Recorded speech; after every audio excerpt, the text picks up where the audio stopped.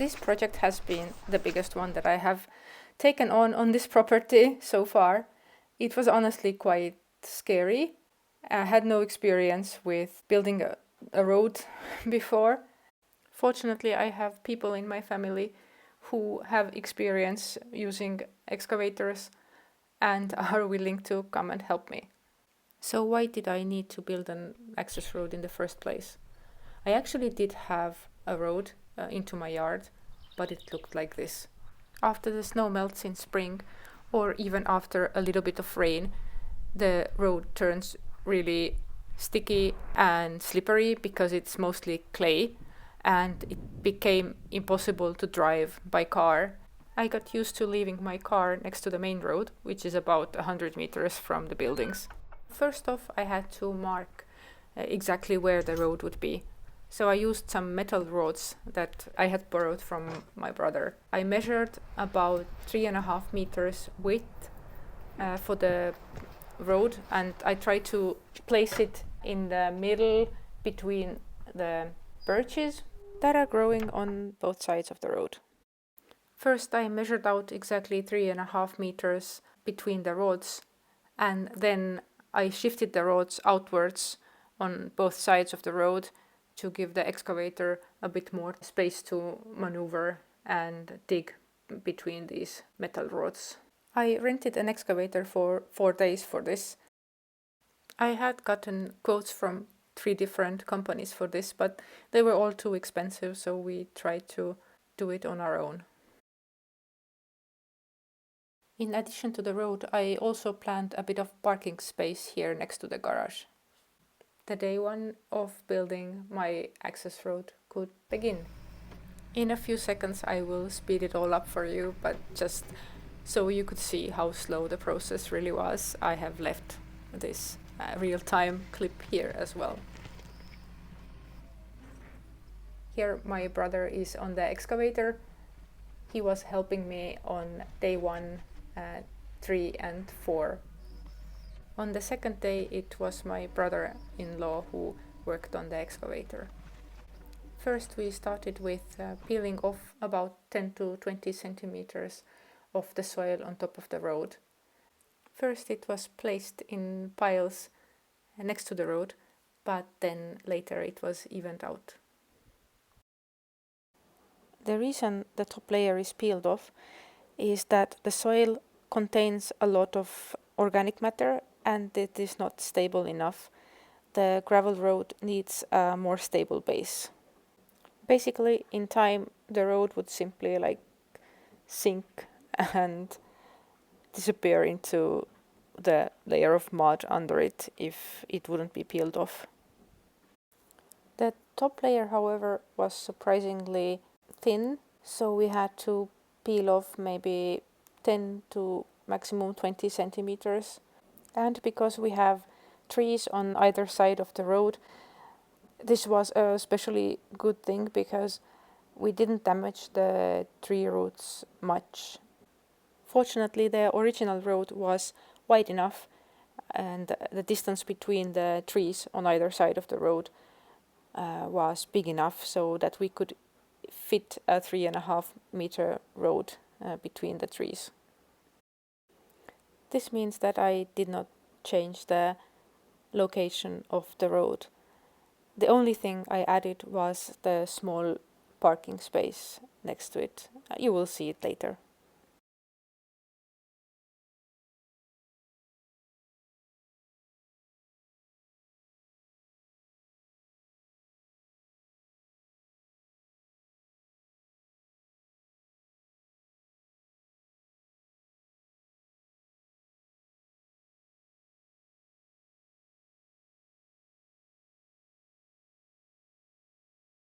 Another brother of mine was present on all 4 days. He was helping me out with anything that would aid the work of the excavator, and you will see him doing some works here and there during the process. This here will become the small parking space I mentioned in the beginning. It will fit 2 cars.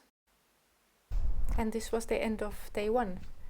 As we had hoped, we were able to prepare the road surface for the arrival of gravel on the next day. So we managed to stay in schedule, and I was very happy about it. But of course, the place looks like a huge mess now. This is quite scary to look at. But I had faith that it will all look good once it's evened out and finished. So this is how it looked like after the first day.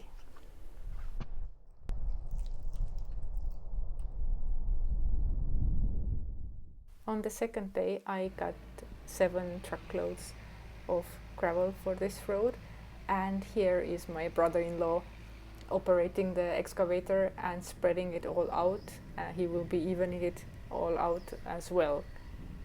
By the way, he has his own YouTube channel where he has loads of videos doing stuff like digging ponds and landscaping with excavators, so he's quite experienced with these machines. He is building his own homestead.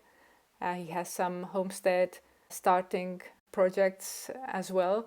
He also shows different heavy machinery, mostly older ones. I will leave the link of his YouTube channel in the description and comments if you would like to check it out. We also used the excavator to dig out some old tree stumps here and there, but of course there were many more left. The length of the road is 115 meters, so about 380 feet, and we used 7 full truckloads of gravel for that.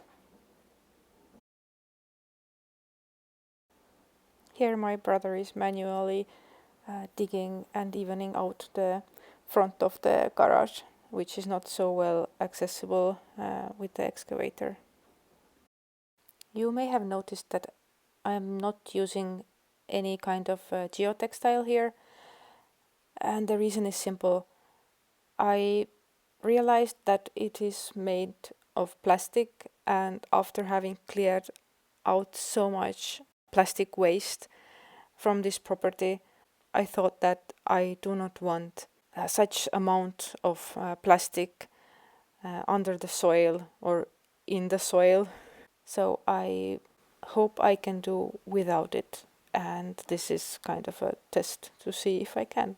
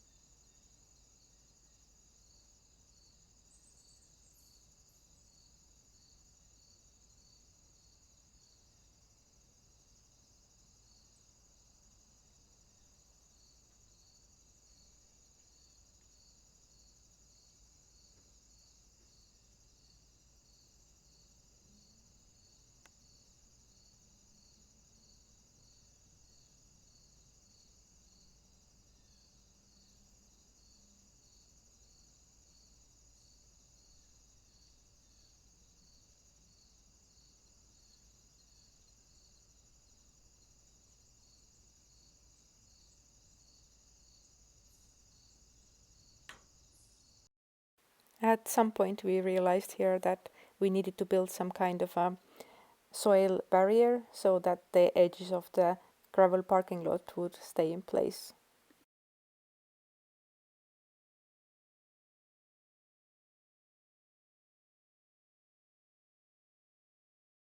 Just some final piles of gravel and a bit of finishing touches to go, and we are done for the day.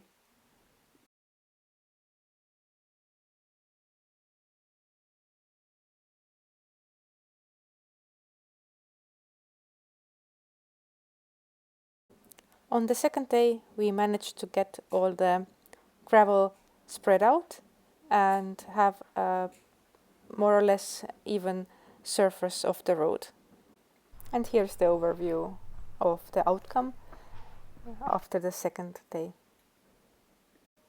The gravel is all very soft still, of course, but it will thicken with time, and with vehicles using the road will get more and more solid. At this stage, the surface of the road is higher than the surrounding areas, and that's purposefully so because the gravel will set in time and the road surface will lower, and also it's for the rainwater to flow away from the road. So now it seems like the road is pretty much done. So what else are we doing after the second day?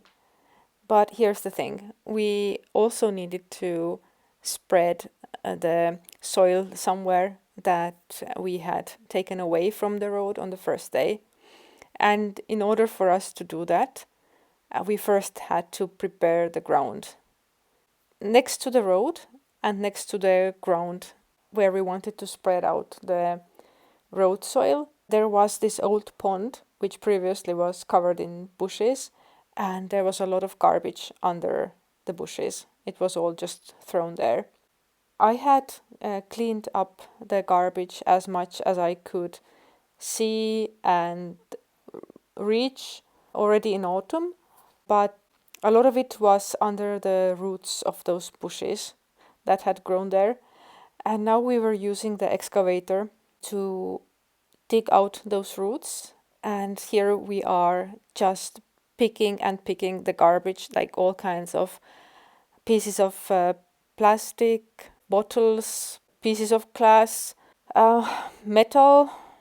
Here is some of it. I'm going to make a short video of all the metal that we found around this pond. And there is also another helper for us here. That is my aunt, who came with a metal detector to help us find where different metal pieces may be hiding. And then we were going through those areas with a shovel, and later for bigger pieces we used an excavator to dig those out. So yes, a lot was done here. We had to even this area out, and then we moved on to the area next to it where we wanted to spread out the soil from the road. On one hand, we wanted to clean this area up from the roots and garbage, but also on the other hand, we wanted to have like a continuously evened out surface as a result. And here he is, evening it out after a whole day of digging out roots and garbage from this area.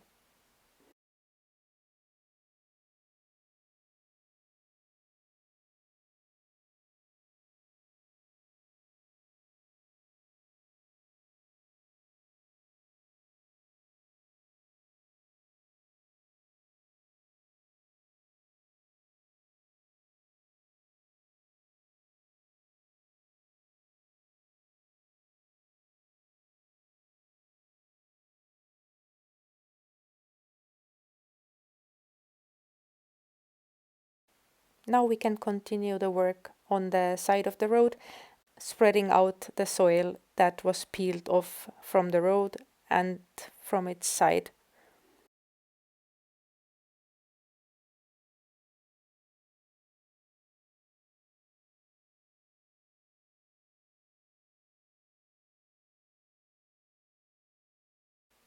Here you can see a miniature me cleaning the drainage pipe from the soil and gravel that was pushed into it during the works.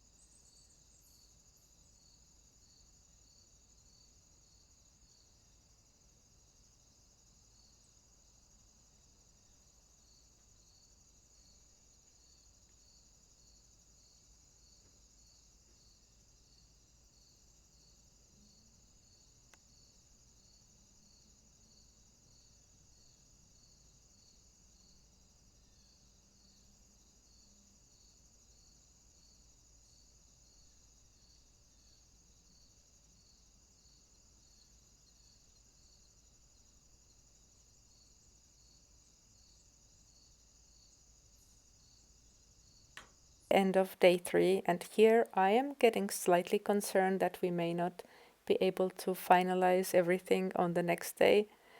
We still have a lot more soil to distribute and even out around this garden. Here is day 4. I had asked my brother to previously lift away the good soil that was on this area where he is working right now. This was lifted to the apple garden, where the surface between the trees is very uneven, and I'm glad I can use that soil to flatten the area between the apple trees. There will be a section later in this video where my brother is doing just that.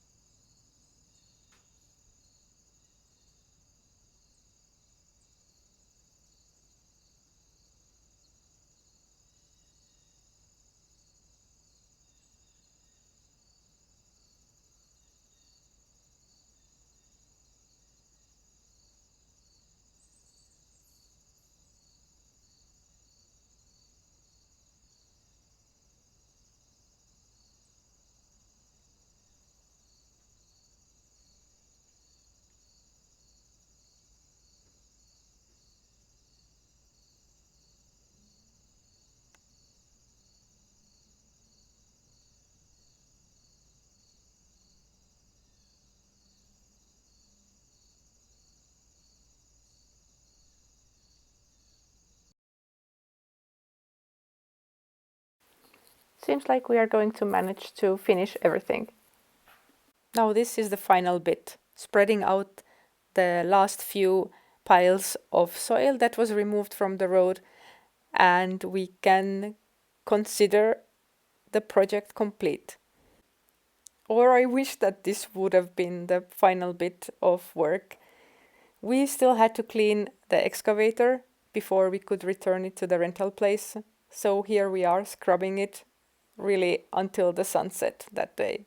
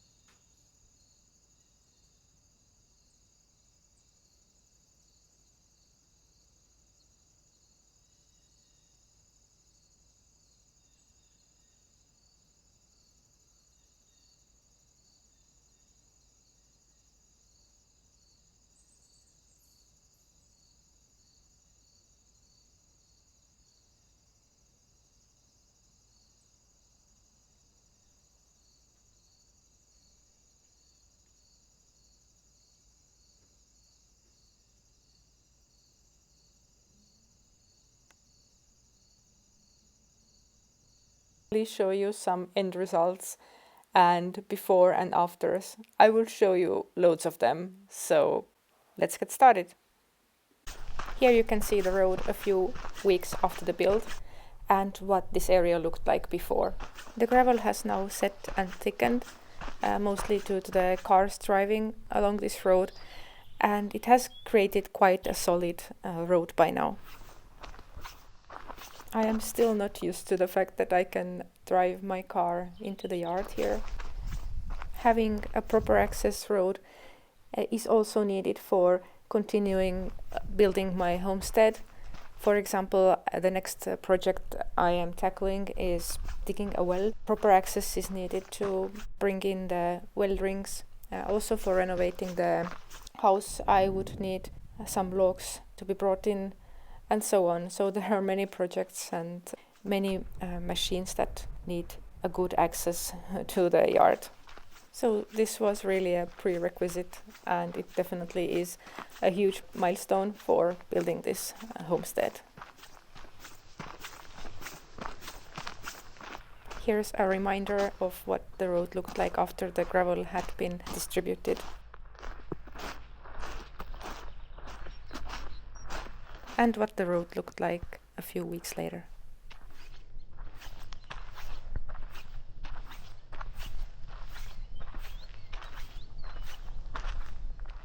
The area around the pond looked like this before, and now it looks like this.